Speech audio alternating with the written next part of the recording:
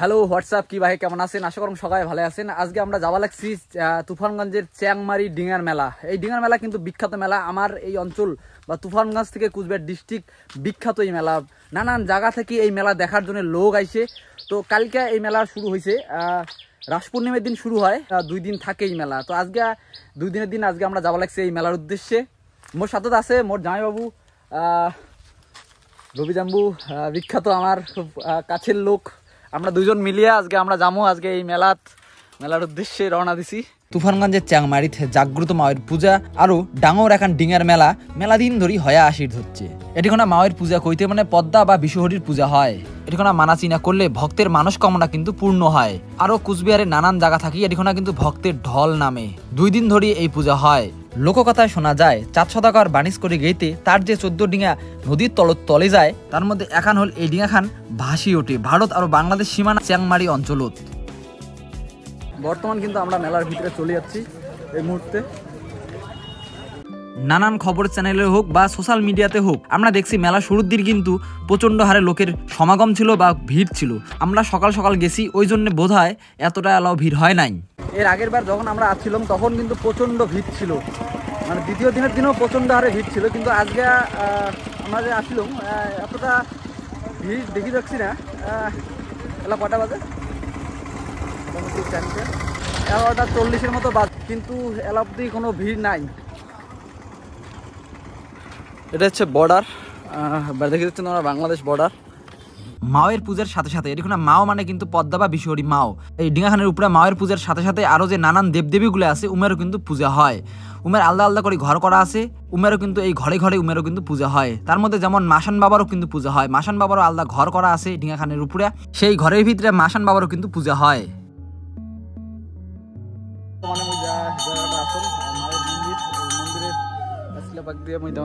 মায়ের মন্দিরটা, এটা হচ্ছে মায়ের মন্দিরটা।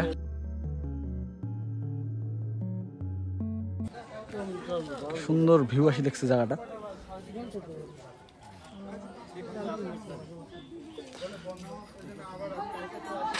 দেখো না মানসি, প্রথমে তোমার কথাটা বললাম যে নানান জায়গা থেকে মানসি এখানে আসিয়ে পূজা করে। এই রাস পূর্ণিমার দিনে পূজা শুরু হয়, 2 দিন ব্যাপী হয় মেলাটা।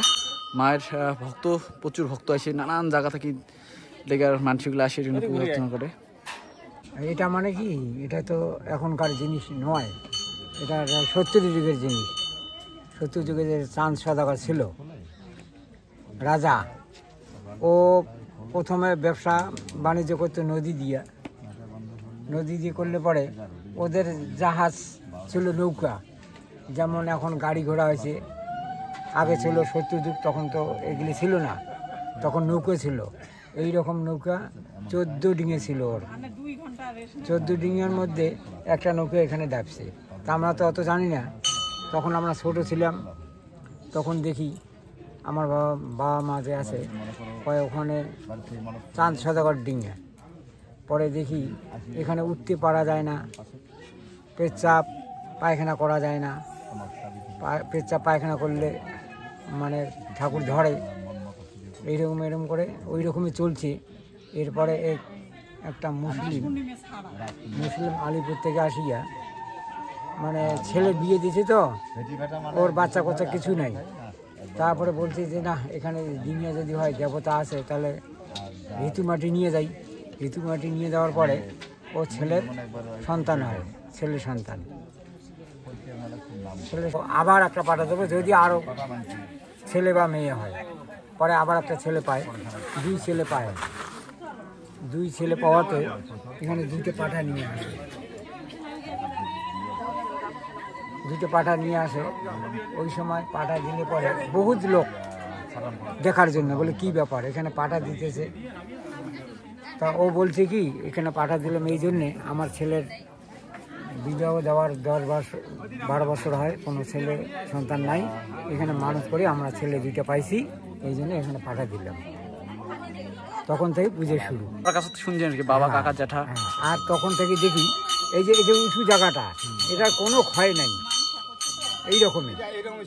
এই রকমে নৌকাই ছিল এখানে। তারপরে সরকার দেখলো যে না, এখানে তো বহুত একটা অনুষ্ঠান হইতেছে, তখন এই কিনেরটা বাঁধিয়ে দিল সরকার, এখানে মন্দির দিল, বাইরে তারপরে লেট্রিন বাথরুম যত আছে সব দিল, মানে টিউবওয়েলে দিল 8টা 9টা মেলার জন্য, এর জন্যেই। হ্যাঁ, এটা নৌকা নৌকা একদম নৌকা। তখন এলা তো পাকা করে দিয়েছেন, তখনও কি নৌকাই ছিল? নৌকাই ছিল। তোমার নামটা? এই লালমোহন বর্মন। আমরা যে বয়স্ক গুণী মানুষটা শুনি নিলাম, তো বিষয়টা হচ্ছে যে এই যে তোমরা দেখি পাওয়া লাগছেন ডিঙার, এই ডিঙা খান বা নৌকা, ডিঙার অর্থ হল কিন্তু নৌকা। এই ডিঙা খানের যে তোমরা বগলগুলো দেখি লাগছেন, এখানে কিন্তু একটা সময়ে কিন্তু মাটিরে ছিল, মাটিরে ভাসি উঠছে, এবং পরবর্তীকালে সরকার সেই ডিঙা খানের বগলগুলা এবং মন্দিরটা কিন্তু সরকার নির্মাণ করে দেয়।